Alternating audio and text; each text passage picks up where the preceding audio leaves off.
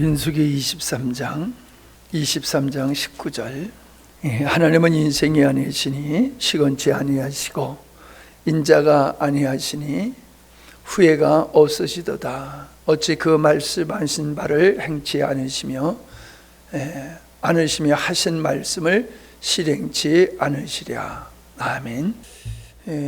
묵상하다 보니까는 하나님의 뜻과 우리의 성도의 삶이 이제 삶을 제목으로 삼고 말씀을 전하고 있는데, 말씀을 묵상하다 보니까는 참 하나님을 바로 아는 것이 너무너무 중요하다 하는 생각이 들어서 다 아는 말씀이지만은 다시 한번 생각해 보려고 합니다. 믿음이 좋다. 이제 흔히들 그러죠. 저 사람은 참 믿음이 좋아. 난 믿음이 없어. 그런 표현들을 하시는데, 근데 그 얘기를 들으면 틀린 얘기예요. 저 사람 믿음 좋아, 나는 믿음이 없어라고 하는 그 기준이 뭐냐 하는 걸 들어보면은, 나는 열심히 기도를 해서 믿음이 좋고 기도를 안 해서 믿음이 없고, 누구는 봉사를 많이 하고 누구를 잘 섬기니까 믿음 있는 사람이고, 나는 이렇게 누구를 잘 섬기지 못하니까 믿음 없는 사람이고, 저 사람 잘 섬기니까 믿음 있는 사람, 그런 걸 가지고 믿음이 있다 없다 이제 그러더란 말이에요. 근데 제가 봤을 땐 그건 기준이 잘못됐다라고 하는 거지요. 믿음이라는 건 신뢰하는 거잖아요. 그죠? 믿음은 신뢰하는 거예요. 우리가 하나님을 믿는다라고 하는 것은 하나님이 하신 일을 믿는 것이기도 하지만은 하나님을 믿는 거거든요. 아멘? 우리는 하나님이 하신 일을 믿기도 해요. 우리를 자녀 삼으시고 우리를 구원하신 일, 하나님의 천지 만물을 창조하신 일, 그거 믿는 거거든요. 그것도 믿음이지만은 그보다 앞선 믿음이 뭐냐 하면은 하나님을 믿는 거예요. 하나님을 믿는다는 건 뭐예요? 하나님의 인격을 믿는 거거든요. 하나님의 인격을. 그러니까는 우리가 이 하나님의 인격을 믿는다는 것은 하나님의 사랑을 우리가 믿는 거예요. 하나님은 사랑의 하나님이다라고 하는 걸 믿는 거예요. 그러니까 우리가 그분을 대할 때에 우리가 누구를 대하면은 인식하는 대로 대하잖아요. 저 사람이 사기성이 있으면 벌써 긴장하고, 저 사람의 말이 진실인가 아닌가 이런 걸 긴장하면서 관계를 가질 거 아니에요. 돈 좀 꿔줘 그러면은 내가 신뢰하면은 10,000원만 꿔줘 하면 20,000원 꿔줄까? 그럴 수 있지만은 이 사람은 약속을 안 지키는 사람이야. 그러면은 만나자고 하더라도 나 지금 바쁜데, 선약이 있는데, 나 지금 돈이 없는데, 이런 식이란 말이죠. 그러니까 어떤 사람과의 관계는 그 사람을 어떻게 인식하느냐, 즉 사랑의 사람이냐, 두 번째는 이 사람이 믿을 만한 사람이냐, 이게 관계를 형성시켜주는 요인이잖아요. 그러니까 우리가 하나님을 믿는다라고 하는 것은 하나님의 사랑이라는 그 성품을 우리가 근거로 해서 하나님은 신실한 분이다라고 하는 믿음이 우리에게 있을 때에 우리가 하나님을 향한 삶이 정상적이고 친밀한 삶으로 나갈 수가 있는 것이거든요. 내가 그분을 신뢰하지 않는데 어떻게 그분의 말씀을 따라 살 수 있겠어요? 그분의 말씀을 따라 살고 내가 그분을 위해서 산다는 것은 그분의 그 사랑의 하나님이고, 그분은 신실하신 분이기 때문에 절대로 시건치 아니하시고 하신 말씀을 어기는 분이 아니다라는 그 신뢰의 믿음이 우리에게 있을 때에 그 하나님을 향하여 우리가 반응하면서 살 수 있는 거란 말이에요. 아멘. 저는 뭐 이렇게 여러 가지로 표현할 수 있지만은 성경에 보면은 하나님께서 예수님을 향하여 몇 차례 하신 말씀이 있어요. 이는 내 사랑하는 아들이요 내 기뻐하는 자다.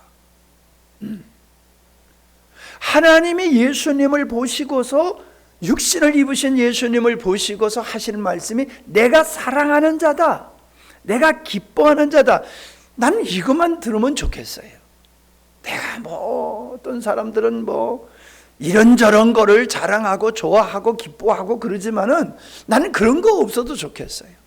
그냥 하나님이 나를 보시고 이 목사야, 난 널 사랑한다, 난 참 널 기뻐한다, 난 내가 참 즐겁고 기뻐. 하진이가 날 봐서 이렇게 감동을 시켜요. 기도하고 있으면 뒤에 와가지고 뛰어오르면서 인사를 하는데 얼마나 이쁜지 몰라요. 그냥 깨물어주고 싶어.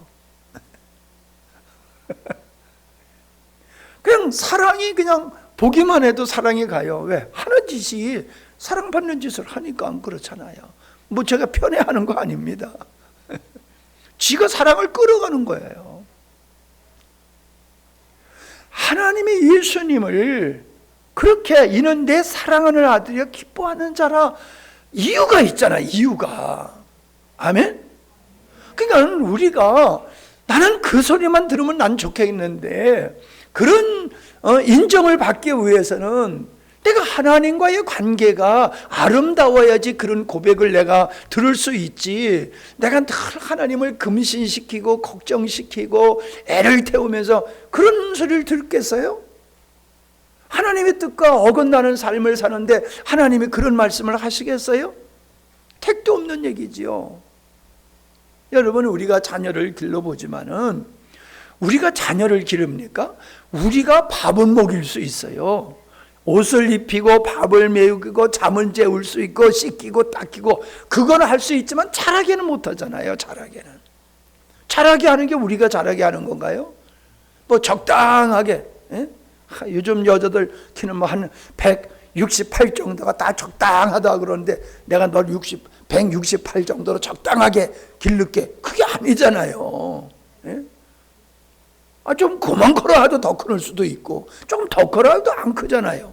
그러니까 우리가 할 수 있는 거 아니에요. 먹는 것만 제공해 줄 뿐이지요. 여러분, 믿음의 생활도 똑같더라고요. 제가 아비의 마음을 가지고 평생 목회를 해왔는데, 내가 여러분의 신앙을 자라게 할 수가 없더라고요. 자라게 할 수가 없어요. 그건 내 몫이 아니더라고요. 내가 할 수 있는 일은 뭐예요? 먹이는 것밖에 할 수 없어요. 먹이고 입히고 닦이고 씻기고, 뭐 그냥 그 돌보는 일이지 자라게 하는 건 내 몫이 아니더라고요. 여러분, 그건 하나님이 하시는 일인데 하나님의 몫으로만 돌리지 마세요. 여러분의 몫입니다. 여러분이 잘하는 거는, 여러분이 아이들이 부모님의 사랑을 받고 부모님의 뜻을 알고, 그가 열심히 공부하고 열심히 인격을 수양하고 자기가 믿음을 가지려고 성경을 보고 기도하고 묵상하면서 나름대로 내가 인격적으로 성장하고 건강한 몸을 갖기 위해서 생활을 하고, 그래야지, 그 노력이 있어야지 크는 거지요. 가방 들고 학교만 갔다 왔다고 해서 성적이 올라가는 것도 아니잖아요. 개인의 몫이 있다는 거예요. 내가 성장하는 데는, 인격적으로 사회적으로 어떤 면이든지 성장하는 데는 내 몫이 있는 거지, 그걸 부모가 대신해 줄 수 없고 선생님이 대신해 줄 수 없고 사회가 대신해 줄 수 있는 게 아니에요. 내가 몫이요, 내 몫이요. 신앙생활도 그렇더란 말이에요. 여러분, 기도만 해가지고 되는 게 절대로 아니에요. 나는 여러분 이 말을 잘 들으셔야 돼요. 여러분 기도하는 걸 가만히 듣다 보면요, 하나님을 죄인으로 만들어 간다니까. 하나님을 죄인으로. 그냥 하나님 앞에 구해. 하나님 앞에 구해. 근데 내가 그 소리를 들으면서, 아니 글쎄, 그 구하는 건 맞지만은 당신이 구하는 그 기도가 이루어지기 위해서 당신은 뭐 했어?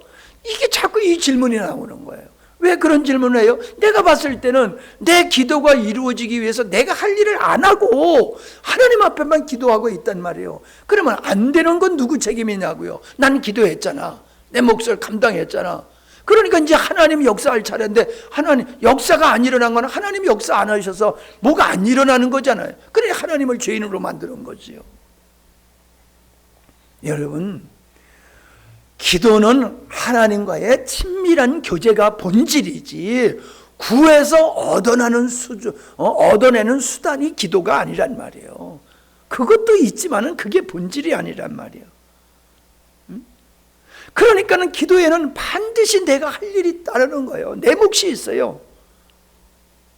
아멘. 네, 내 몫이 있어요. 그러니까 신앙도요, 내가 하나님은 어떤 분이다, 사랑의 하나님이다, 오늘 이제 이 시간에 이제 신실한 하나님이라고 제가 아무리 얘기를 해도 개인적으로 그게 느낌이 와야 돼요. 개인적으로. 하나님은 사랑의 하나님이네. 하나님은 참 신실하시는 하나님이시네. 이게 개인적인 노력에 의해서 이루어지는 거지, 그걸 내가 아무리 얘기한들 그게 여러분의 개인의 체험이 될 수 없고 실제가 될 수가 없는 거예요. 아멘. 그러니까 여러분이 하나님 앞에서 성경을 읽으면서 기도하면서 자기를 돌아보면서 하나님이 역사하신 걸 쭉 묵상하면서 보다 보면은 그게 느껴지는 거예요. 그러니까 자꾸 느껴지다 보면은 아주 이게 깊어지는 거지요. 그러니까 여러분이 성경을 열심히 읽는 거 고마워요. 정말 너무 고마워요. 그러나 성경을 읽으면서 여러분이 하나님이 어떤 분인지를 모르면은 그럼 성경 읽으나 마나요. 성경을 읽으면서 하나님의 어떠한 분인지를 알아가는 게 증가해야 돼요. 하나님을 알아가는 분량이 증가해야 돼요. 그래서 에베소서에 뭐라 했어요? 하나님의 사랑의 그 높이와 깊이와 넓이와 길이를 깨달으라. 그러면은 하나님의 충만으로 우리가 충만케 된다.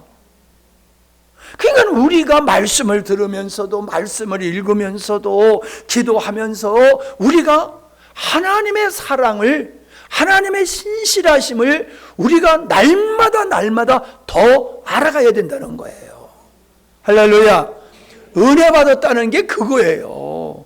은혜 받았다는 것은 하나님을 더 알아가는 거예요. 모든 면에서 하나님의 어떤 면을 우리가 점점, 우리가 이 세상에서는 하나님을 온전히 알 수가 없어요. 그냥 일부분만 우리가 조금 아는 거지요. 그래도 우리가 하나님을 알아가는 그 분량이 커지고 속도가 빠를수록 신앙생활이 급속하게 성장하고 깊어지는 것이다, 그 말입니다. 그러니까 하나님을 알아가는 건 누구 몫이다? 목사님 몫이다? 예, 여러분 목사님의 역할도 있어요.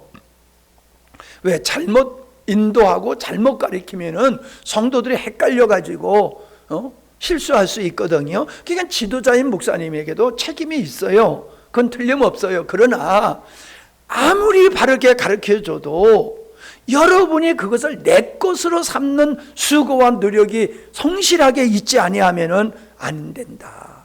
아무리 훌륭한 선생님이 아이를 가르쳐줘도 애가 배우려고 들어야지 실력이 느는 거지, 배울 생각이 없는데 아무리 훌륭한 선생님이 가르쳐줘 봤댔자 소용없어요. 알려고 하는 사람은 그냥 몇 마디 하면 금방 알아듣잖아요. 근데 관심이 없는 사람은 세세하게, 잠언서 읽어보니까 참 재밌는 게, 게으른 사람은 뭐예요? 사냥감에 들어왔는데도 그걸 취하지를 않는데요. 게으른 사람은 손을 그릇에다 놓고 입으로 올라오는 거 요게 귀찮아가지고 요걸 안 먹는다는 거예요. 그릇에다 손을 놓고 그물 속에 고기가 들어왔는데도 그거 잡는 게 귀찮아서 안 잡는다는 거예요. 게으른 사람이. 참, 나 그 말씀을 읽으면서 어쩌면 이렇게 표현을 참 잘하셨을까. 여러분, 우리가 영적으로요 게으르면 안 돼요. 영적으로 우리가 부지런해야 돼요. 여러분, 제가 이거 복사해드려 가지고 여러분 읽으세요, 묵상하세요, 읽으세요, 묵상해요, 그걸 했는데 여러분 얼만큼 하시는지 모르겠어요. 얼마큼 하시는지. 이게요, 한 번 훅 들어가지고 될 수 있는 게 아니고 여러 번 들었다고 되는 게 아니에요. 여러 번 반복해서 읽고 기도하고 묵상하고 기도하고 묵상하고 지속적으로 갈 때에 어떤 순간순간에 하나님께서 그걸 내 것으로 만드시는 이런 은혜를 주신단 말이에요. 그냥 듣고 나서 그냥 가만히 있고 성경도 덮어놓고 뭐 이런 거 중요하다고 해줘도 그냥 여기서만 읽고 보면 안 가져간 사람도 있어. 보면 안 가져간 사람도 관심이 없으니까 안 가져간 거지요. 제가 짜증을 부린다고 생각하지 마세요. 안타까운 거지 짜증이 아니에요. 제가 참 이렇게 하나님과 가까워지면 가까워질수록 아닌 것들이 더 보이게 돼요. 아닌 것들이. 근데 그 아닌 것들이 너무나 나를 힘들게 해요.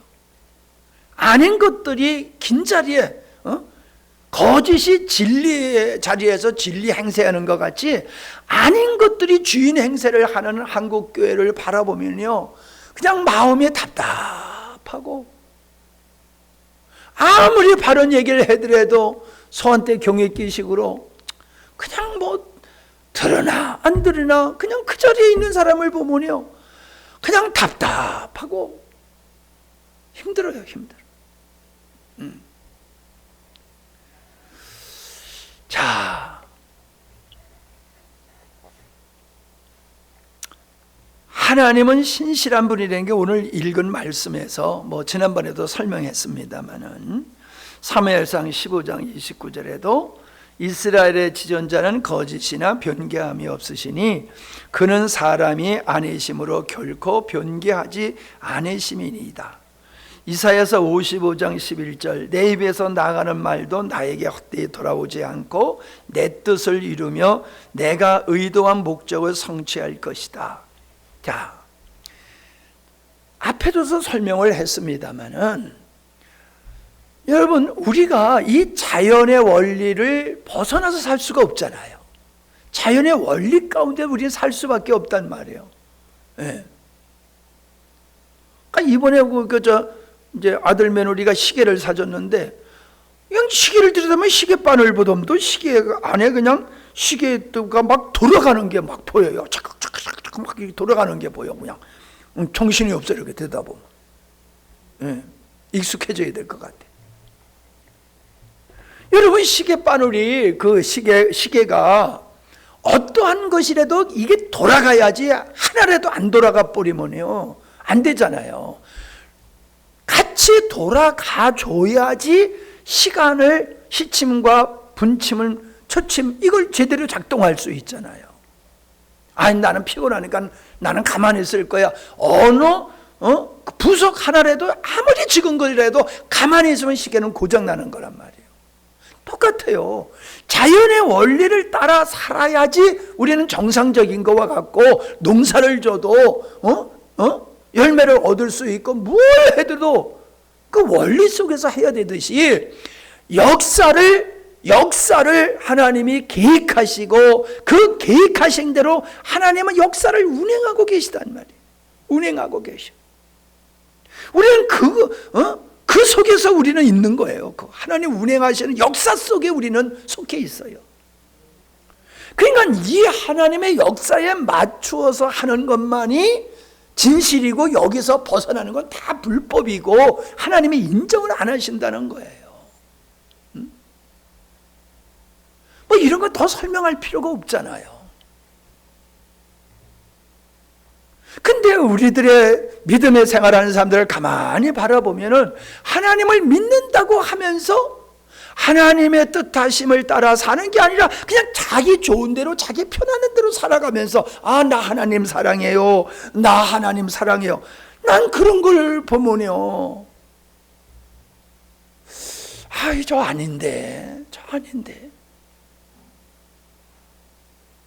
우리가 하나님의 신실함을 믿으면은 우리가 어떤 고난과 역경이 있어도 내가 믿음으로 반응하면은 하나님은 거룩한 뜻을 이루신다. 할렐루야. 그게 우리에게 하나님의 신실함을 믿으면 절대로 낙심하거나 좌절하지 않아요. 하나님의 신실한 분이기 때문에 내가 그 신실하신 하나님의 품에만 안기면은 지금은 아무리 내가 힘들고 어렵고 그래도 결국에는 하나님의 선하신 뜻이 이루어진다라고 하는 그 믿음으로 주님 안에 거하면요 반드시 그렇게 되게 되어 있어요.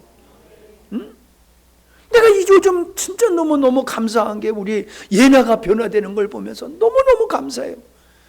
내 진짜 70 생일에 최고의 선물이 우리 예나가 아주 아름다워지는 거예요. 나는 이 애 때문에 하나님 앞에 얼마나 마음 졸이며 기도했는지 몰라요. 아버지 뜻이 이루어지기를 원합니다. 아버지 뜻이 이루어지기를 원합니다. 왜 저렇게 태어났어요? 이렇게 기도 안 했어요. 연약함으로 태어났지만은 여기에는 반드시 하나님의 섭리가 있을 터이니 하나님 뜻이 이루어지기를 원합니다. 그걸 지금 걔 6학년 될 때까지 그 기도를 했단 말이에요. 낙심하지 아니하고. 그러더니 걔 변화되는 걸 보세요. 얼마나 변화되는지 궁금하면 걔하고 데리고 한번 얘기를 해보셔. 데리고 교제를 했던 사람만이 좀 알지 교제를 안 한 사람은 뭐 모를 테지요. 제가 인생을 살면서요 참 진짜 70일의 인생을 살면서 절망할 수밖에 없는 일들을 여러 차례 내가 경험했지만은 그러나 나는 하나님의 신실하심을 믿고 나갔을 때에 진짜 하나님은 신실하시게 당신의 의로움을 나에게 나타나시고 하나님의 선한 뜻을 나에게 이루시는 걸 보면서 얼마나 감사한지 몰라요. 뭐가 잘 돼서 감사하는 게 아니에요. 내가 하나님의 신실하심을 경험하면서 사는 게 너무 감사한 거예요. 하나님의 신실함을 내가 경험하면서 사는 게 이게 나의 즐거움이요, 내 기쁨이요. 그걸 바꾸어 얘기하면 이는 내 사랑하는 아들이요 내 기뻐하는 자다 라는 말씀과 그 같은 말씀이잖아요. 나는 그렇게 받아들여요. 나를 향해서 신실하게 일하시는 하나님을 바라보면서 하나님이 내가 100% 완벽해가지고 그렇게 말씀하신다고 난 생각을 안 하고 그건 아니고 그래도 내가 부족하지만 내가 참 하나님의 신실하심을 믿고 하나님의 뜻을 위해서 내 평생 그냥 한 길로 걸어왔더니 이런저런 면의 아름다운 열매들 하나님의 신실하심을 내가 경험하게 됐을 때 하나님이 나를 그렇게 보실 것 같아. 내 사랑하는 아들아, 내 기뻐하는 아들아 그러실 것 같아요. 이 시간이 이건 많이 갔네요 벌써. 이건 간단하게 얘기할 테니까 다 아는 말씀이니까 여러분이 개인적으로 성경을 읽으시면서 여러분이 또 묵상할 수 있기 바랍니다. 첫째는요, 예수님에 대한 언약이잖아요. 그래서 구약은 오실 예수님, 신약은 오신 예수님에 대한 그 언약의 말씀을 신약, 구약 그렇잖아요. 그 하나님의 계획이 창조의 의도가 예수님을 통해서 이루어질 것을 선지자들을 통해서 쭉 말씀을 하셨잖아요. 그대로 예수님은 이 땅에 처녀의 몸으로 오셔서 아버지의 목적을 이루시고 부활을 승천하셨잖아요. 여러분 이거는 며칠 전에 한 약속이 아니라 몇 천년 전서부터 하나님이 약속하신 것이 그대로 이루어졌어요. 여러분 마태복음, 마가복음, 요한복음, 누가복음, 요한복음을 읽으면서 여러분이 많이 읽을 수 있는 내용이 뭐냐 하면 성경에 기록된 대로 이런 말씀이 많아 나와요. 예수님의 삶은 성경 구약에서 선지자를 통하여 언약하신 대로 예수님은 그렇게 태어나시고 일생을 보내시고 죽음과 부활의 역사가 그대로 이루어졌다는 거예요. 그러니까 여러분 그냥 예수님이 이렇게 하셨어라고 그것만 보면 안 돼요. 예수님의 그 삶은 이미 선지자를 통해서 예수님은 이렇게 태어나서 이렇게 살다가 이렇게 죽고 이렇게 부활할 거다. 예수님의 일거수일투족이 어떻게 보면 구약에 다 예언됐단 말이에요. 그건 뭐예요? 하나님이 그렇게 계획하신 거란 말이에요. 그렇게 계획을 하셨어요. 근데 이루어지잖아요. 그게 그대로 이루어졌잖아요. 그냥 예수님의 삶을 보면서 야, 참 하나님은 신실한 분이다, 이런 믿음이 우리에게 생겨야 되는 거예요. 아, 예수님이 이렇게 사셨어, 이러고 끝나는 게 아니라. 그 다음에 가장 큰 언약이 뭐냐면 성령을 보내주신다는 거잖아요. 성령을 보내주신다. 이게 구약의 에스겔을 통해 가지고 내가 내 영을 너희에게 보내줄 거다라는 그 언약을 하셨잖아요. 그 언약을 가지고 예수님께서는 너희들은 하나님의 약속한 그 언약, 약속한 것을 받기 위해서 예루살렘을 떠나지 말고 여기서 하나님의 약속이 이루어지기 위해서 기도해라 했을 때 오순절 성령의 역사가 임하셨잖아요. 여러분, 그냥 오순절 성령의 역사가 임하셨다고 땡 끝나면 안 돼요. 성령의 그 임하심은 하나님의 신실함을 증명하는 거예요. 아멘? 하나님의 신실함. 방언하시는 분들은 나 방언의 은사 받았어, 이러고 끝나면 안 돼요. 내가 방언의 은사를 입으면서 내가 성령의 역사로 예수님을 믿게 되는 이런 것을 보면서 야, 하나님은 신실한 분이시로구나, 약속한 성령을 보내주셔서 오늘 내가 구원받게 되고 방언도 하고 은혜를 입고 있구나, 이런 하나님을, 신실한 하나님에 대한 믿음이 생겨야 된다라고 하는 거지. 그 다음에 세 번째로 생각할 수 있는 게 아브라함에게 하나님께서 아들을 약속하시고 그 약속하실 때에 아브라함의 후손이 이방인의 400년 동안 객생활을, 나그네 생활을 하다가 그가 돌아오게 될 때에는 400년이 차면은 돌아오게 될 때는 많은 재물을 가지고 돌아올 거다, 그렇게 말씀하셨거든요. 그렇게 아브라함에게 약속하셨어요. 그 아브라함은 자기 자손들이 이방인의 객으로 가는 거 보지도 못하고 그냥 죽었어요. 이삭도, 그 아브라함의 아들 이삭도 그 아버지에게 하나님이 약속하신 걸 못 보고 죽었어요. 근데 야곱의 때가 가지고 3대에 내려가고 4대에 내려가 가지고 애굽으로 가게 되는 역사가 이루어지고 400년이 지내니까는 하나님께서 약속하신 뜻을 이루기 위해서 애굽에서 불러내셨잖아요. 모세를 통해서 불러낼 때에 하여튼 10가지 재앙을 통해 가지고 애굽 사람들이 지긋지긋하니까는 그냥 제발 빨리 떠나라 그러면서 너희들이 가고 싶은 거 다 가져가, 그래가지고 그냥 금은 모아 잔뜩 가지고 출애굽을 했잖아요. 그게 출애굽을 읽으면 나오잖아요.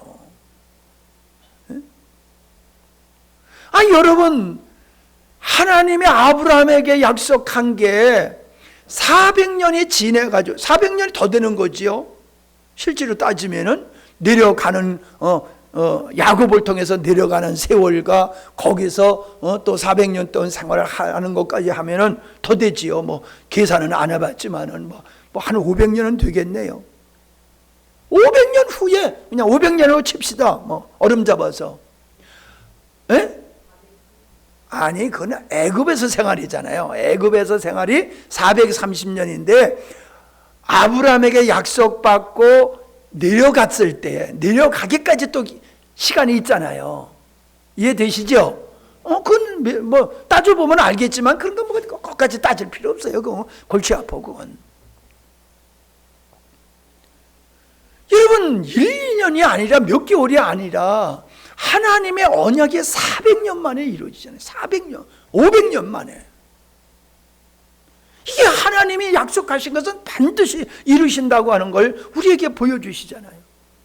또 이스라엘 백성들이 바벨론으로 포로로 잡혀갔을 때 하나님께서 70년이 되면 돌아오리라 그랬잖아요. 애굽에서는요, 하나님께서 10가지 재앙을 통해서 그들이 나오게 하셨지만 에스라서 1장을 보면 하나님께서 당신의 뜻한 바를 이루기 위해서 다리오 왕에게 마음에 감동을 줘가지고 스스로 야, 너들 돌아가, 돌아가. 갈 때 그냥 가지 말고 너들 필요한 거 다 가져가. 그래서 성전도 세우고 성도 건축하고 집도 짓고 필요한 거 다 가져가. 그렇게 그냥 순순히 내보냈잖아요. 모세 때하고는 다르잖아요. 거기 보면 하나님께서 당신의 뜻을 이루기 위해서 다리오 왕에게 하나님은 그런 마음을 주셔서 나오게 하셨다는 거예요. 또 우리가 다니엘서를 읽어보게 되어지면은 바벨론 왕 느부갓네살 왕이 꿈을 꾸잖아요. 꿈을 꾸는데 두 가지 꿈을 꿔요. 우상을 보는 거야. 머리는 금, 가슴과 팔은 은, 배와 넓적다리는 철, 놋으로 되어 있고, 다리는 하나는 철, 하나는 진흙. 근데 어디서 돌 하나가 싹 날아오더니, 신상을 그냥 부숴버렸단 말이에요. 근데 자기가 꿈을 꿨는데 이걸 알 길이 없는 거야. 꿈은 꿨는데. 그거를 다니엘이 하나님 앞에 기도했더니 하나님께서 장래에 이루어질 은밀한 일을 꿈으로 하나님을 보여주셨다라고 하면서 바벨론 다음에 메대와 바사 다음에 제국으로서 헬라 제국 다음에 로마 시대 때에 뜨인 돌 예수님을 의미하는 거란 말이에요. 머릿돌 되시는 예수님, 흰돌 되시는 예수님, 그 예수님의 출현을 오실 것을 그렇게 보여주신 거거든요. 그래서 예수님이 이 땅에 오셔서 그 세상 나라 가운데 하나님의 나라를 세우는 그걸 보여주신 거라, 꿈으로 보여주신 거란 말이에요. 그런데 그게 그대로 이루어졌잖아요. 그게 그대로 역사 속에서 그게 그냥 이루어졌잖아요. 그러니까 여러분, 우리가 역사만이 아니라 이 역사를 운행하시는 분이 하나님이다라고 하는 것을 우리가 그것을 볼 수가 있어야 된단 말이죠. 그 다음에 느부갓네살 왕이 또 꿈을 꿨어요. 근데 산양 큰 나무, 중앙에 큰 나무가 어마어마하게 커가지고 하늘 끝까지 닿을 정도로 커요. 막 거기에 열매가 맺어져 가지고 새들이 와서 거기에 거하고 짐승들이 와서 거하고 그렇게 되는데 이 나무가 완전히 그냥 잘려져 버리는 거예요. 그게 어디다 나오냐면은 4장 10절부터 한번 보세요.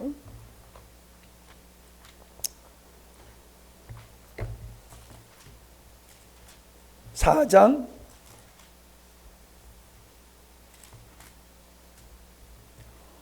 10절 1238쯤 돼요. 내가 침상에서 나의 뇌 속으로 받은 이상이 이러하니라. 내가 본즉 땅의 중앙에 한 나무가 있는데 고가 높더라. 그 나무가 자라서 견고하여지고 그 고는을 하늘에 닿았으니 땅 끝에서도 보이겠고 그 잎사귀는 아름답고 그 열매는 많아서 만민의 식물이 될 만하고 들짐승이 그 그늘에 있으며 공중에 나는 새는 그 가지에 깃들이고 무릇 혈기 있는 자가 거기에서 식물을 얻더라. 내가 침상에서 뇌 속으로 받은 이상 가운데 또 본즉 한 순찰자 한 거룩한 자가 하늘에서 내려왔는데 그가 소리질러 외쳐 이처럼 이르기를 그 나무를 베고 그 가지를 찢고 그 잎사귀를 떨고 그 열매를 해치고 짐승들로 그 아래서 떠나게 하고 새들을 그 가지에서 쫓아내라. 그러나 그 뿌리의 그루터기를 땅에 남겨두고 철과 놋줄로 동이고 그것으로 들 정처 가운데 있게 하라. 그것이 하늘 이슬이 젖고 땅의 풀 가운데 짐승으로 더불어 그 분량을 같이 하리라. 또 그 마음이 변하여 인생의 마음 같지 아니하고 짐승의 마음을 받아 7대를 지나리라. 이런 꿈을 꾼 거예요. 이상을 본 거예요. 그러니까 다니엘이 그걸 갖다가 설명을 이제 해석을 하는 게 이제 17절서부터 쭉 이게 이제 설명이 나오는 거예요. 그 설명을 쭉 하는 거예요. 자, 28절부터 보세요. 이 모든 일이 다 나 느부갓네살 왕에게 임하였느니라. 12달이 지난 후에 내가 바벨론 궁 지붕에서 거닐새 나 왕이 말하여 가로되, 교만한 거지요. 이 큰 바벨론은 내가 능력과 권세로 건설하여 나의 도성을 삼고 이것으로 내 위엄과 영광을 나타낸 것이 아니냐 하더라. 그러니까 그 바벨론 성을 보면서 교만에 꽉 차 있는 거예요. 이 말이 오히려 나의 왕의 입에 있을 때에, 그렇게 말할 때에 하늘에서 소리가 내려 가로되, 느부갓네살 왕아, 네게 말하노니 나라의 위가 네게서 떠났느니라. 네가 사람에게 쫓겨나서 들 짐승과 함께 거하며 소처럼 풀을 먹을 것이며 이와 같이 7대를 지내서 지극히 높으신 자가 인간 나라를 다스리며 자기의 뜻대로 그것을 누구에게든지 주시는 줄을 알기까지 이루리라 하더니, 그 동시에 이 일이 나 느부갓네살에게 응함으로 내가 사람에게 쫓겨나서 소처럼 풀을 먹으며 몸이 하늘 이슬에 젖고 머리털이 독수리 털과 같았고 손톱은 새 발톱과 같았느니라. 그러니까 보세요. 이슬을 젖으면서 들짐승과 같고 머리를 안 깎으니까 완전히 독수리 털과 같이 되고 손톱을 못 깎으니까 새 발톱같이 자라났다. 몇 년 동안, 7년 동안 그렇게 짐승과 같이 바벨론의 왕이 그렇게 살았다는 거예요. 하나님께서 보여주신 그대로. 34절. 그 기한이 참에 나 느부갓네살의 하늘을 우러러 보았더니 내 청명이 다시 내게로 돌아온지라.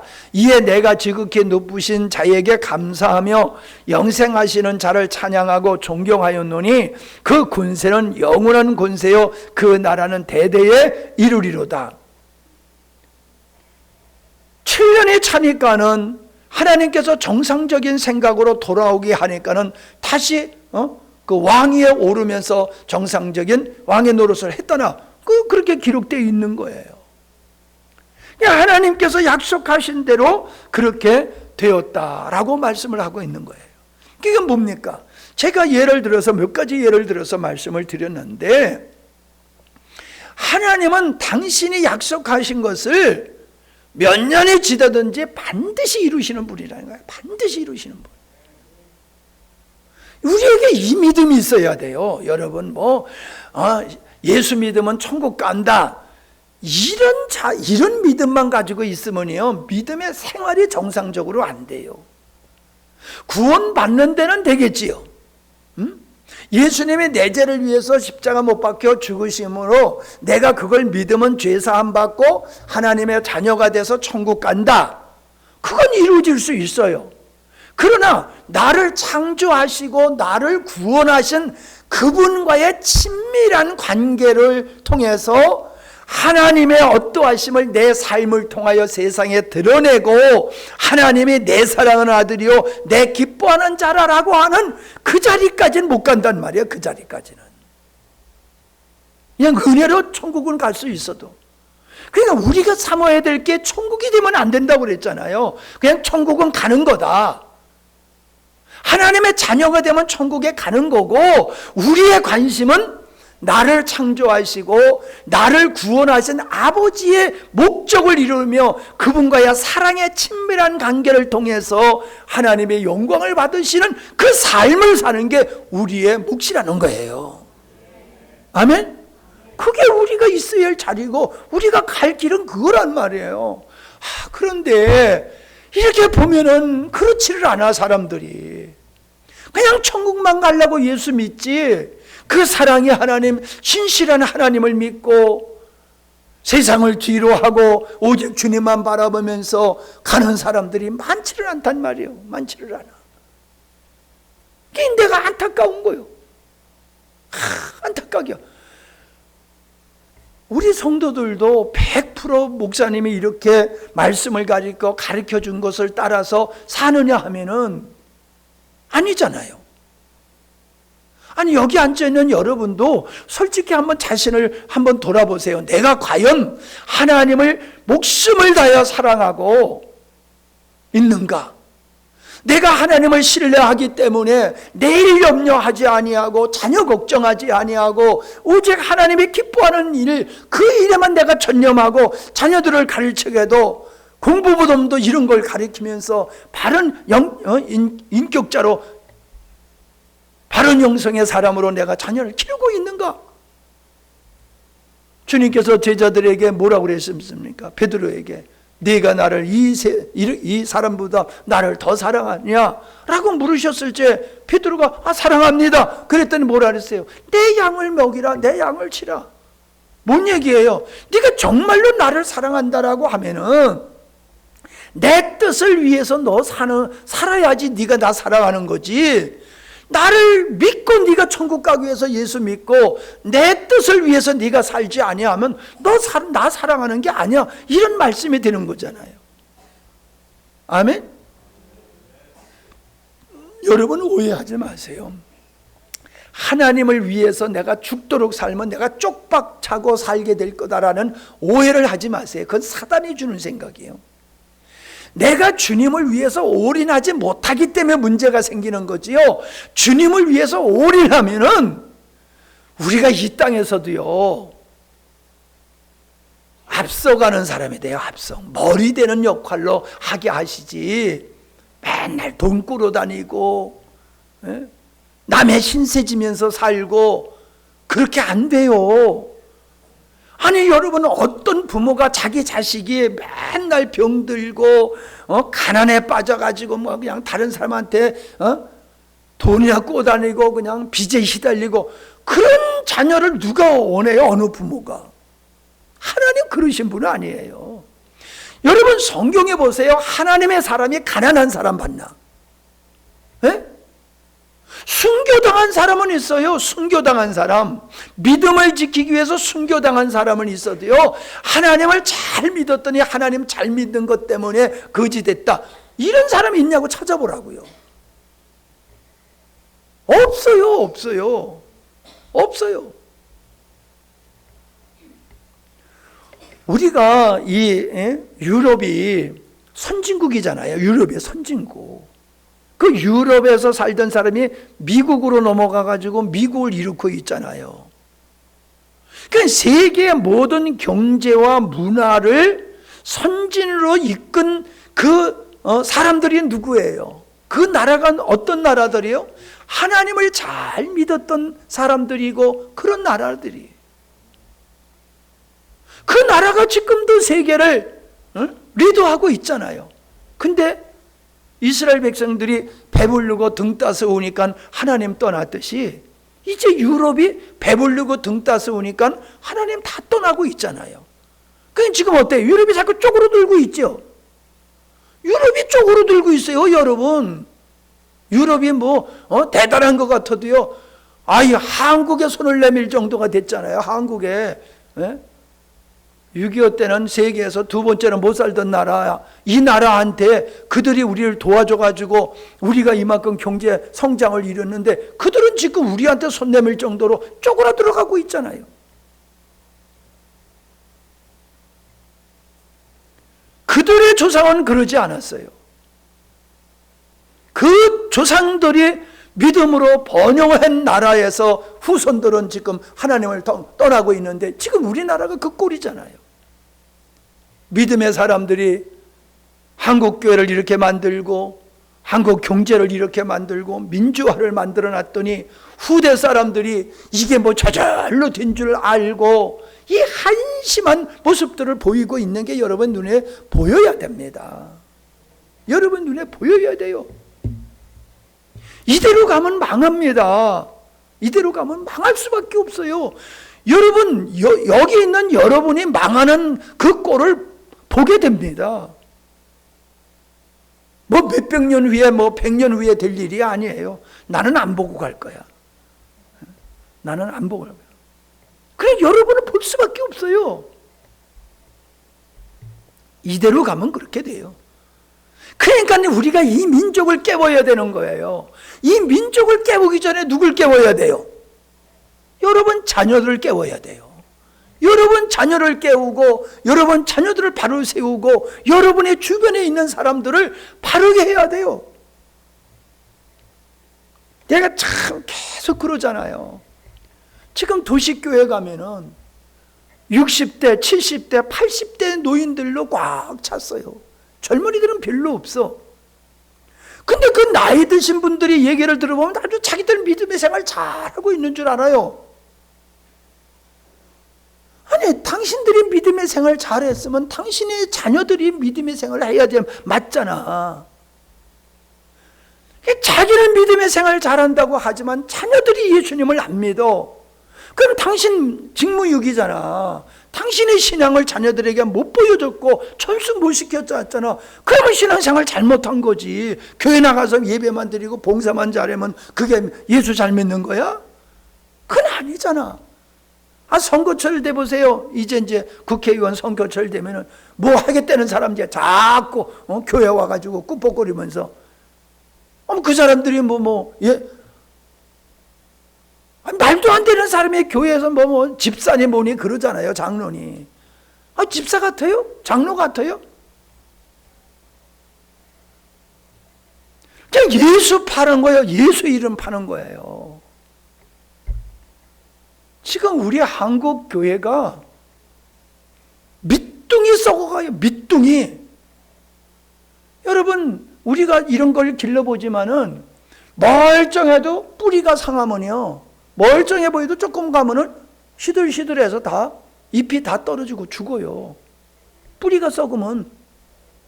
지금 우리 신앙이 그렇고 국민의식이 그렇고 밑둥이 썩어져 가고 있는데 그걸 모르고 지금은 괜찮으니까 괜찮다 그러는데 이대로 가면요. 내가 예언자는 아니지만은 보면 꼴이 그렇게 가고 있어요. 이번에 우리 처형들 오셔가지고 남해 사천에 가가지고 장어 대접하고 케이블카 타고 너무 하루밖에 같이 못 있어서 이제 아쉬워서 그냥 제가 모셔다 드렸어요. 모셔다 드렸는데 우리 둘째 처형 거기서 이제 그 곡물 장사를 하는데 거기서 일하는 애들이 외국인들이에요. 러시아인들, 네팔 여자들 그런 사람들인데 그 얘기를 들으니까는 셋째 부인으로 들어가가지고 애 하나 나니까는 아파트 하나 사준대. 그러면 된대. 그들이 진짜 하는 얘기가 그냥 무조건 애만이라 무조건 애만이라 그러고 있다는 거예요. 지금 그네들은 그렇게 하고 있어요. 그렇게 한국을 점령해 가고 있어요. 무조건 애만이라 가지고. 근데 우린 지금 어때요? 안전하다, 평안하다. 결혼해서 뭐하냐?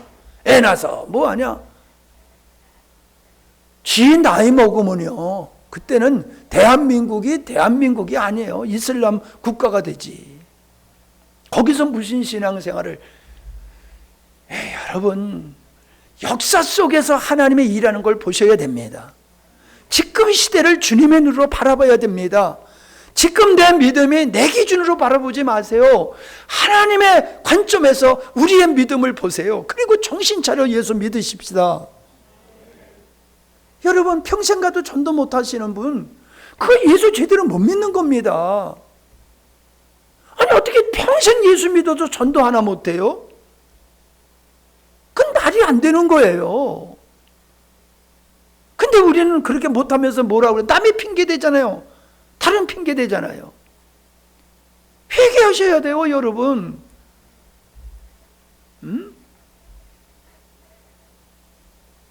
정말로 우리가 이 민족을 다 구원할 수는 없어도 우리 가족을 구원하고 이 땅을 구원하는 일은 우리의 사명이에요. 아멘? 나도요 책임이 있어요. 여러분을 그렇게 만든 게 나에게도 책임이 있어요.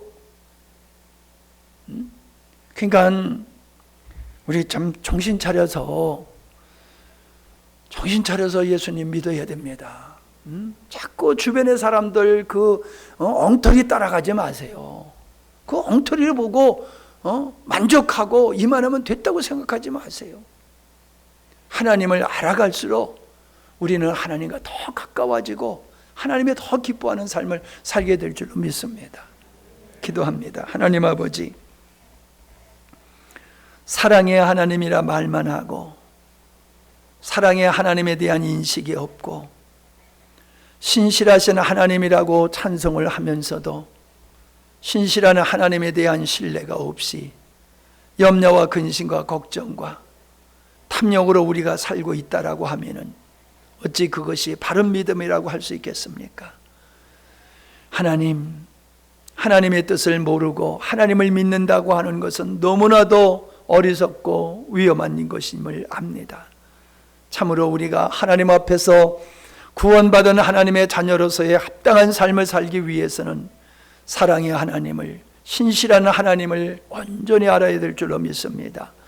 주여, 우리가 이 사모함이 있게 하시고 깨닫는 은혜로 우리를 이끄셔서 우리의 삶이 후회함이 없는 주님 앞에 섰을 때 인정받을 뿐만 아니라 이 땅에서도 내 사랑하는 아들이요 내 기뻐하는 자라고 하는 주님의 인정을 받는 우리 모두가 되게 하여 주시옵소서.